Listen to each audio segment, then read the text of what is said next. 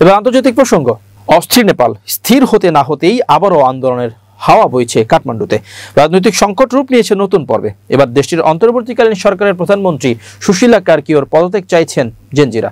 রোববার মধ্যরাতে আন্দোলনের প্রথম সারিতে থাকা সুদান গুরুংয়ের নেতৃত্বে বালুয়াতেরে প্রধানমন্ত্রীর বাসভবনের সামনে বিক্ষোভ করেন তারা। সুশীলার পদত্যাগ চেয়ে স্লোগান দেন বিক্ষোভকারীরা। সোমবার নেপালের অন্তর্বর্তী সরকারে যুক্ত হন 3 মন্ত্রী।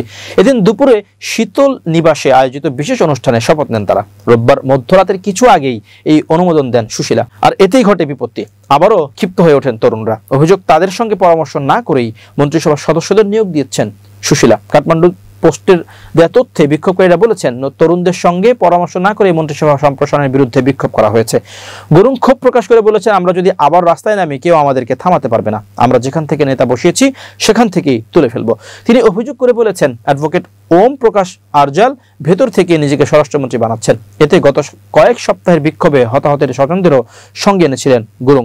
মন্ত্রণালয়ের সাবেক অর্থ সচিব রমেশ্বর খানালকে অর্থমন্ত্রী, আইনজীবী ওম প্রকাশ আরজালকে স্বরাষ্ট্রমন্ত্রী এবং নেপাল বিদ্যুৎ কর্তৃপক্ষের সাবেক নির্বাহী পরিচালক কুলমান গিসিংকে জ্বালানি ও সেচ মন্ত্রী হিসেবে নিয়োগ দিয়েছেন নবনিযুক্ত প্রধানমন্ত্রী সুশীলা। রোববার তাদের নাম ঘোষণা করা হয়। সোমবার দুপুরে শীতল নিবাসে আয়োজিত বিশেষ অনুষ্ঠানে শপথ নেন তারা। প্রেসিডেন্ট রামচন্দ্র পৌড়েল তাদের শপথ বাক্য পাঠ করান। পাশাপাশি গিসিংকে পদ্ম কাঠামো ও পরিবহন এবং নগর উন্নয়ন অতিরিক্ত আরও 2টি মন্ত্রণালয়ের দায়িত্ব দেওয়া হয়েছে। এগুলো হলো পদ্ম কাঠামো, পরিবহন ও নগর উন্নয়ন। এই 3 জন সুশীলার নতুন কার্যালয়ে সর্বোচ্চ থাকছেন 15 জন।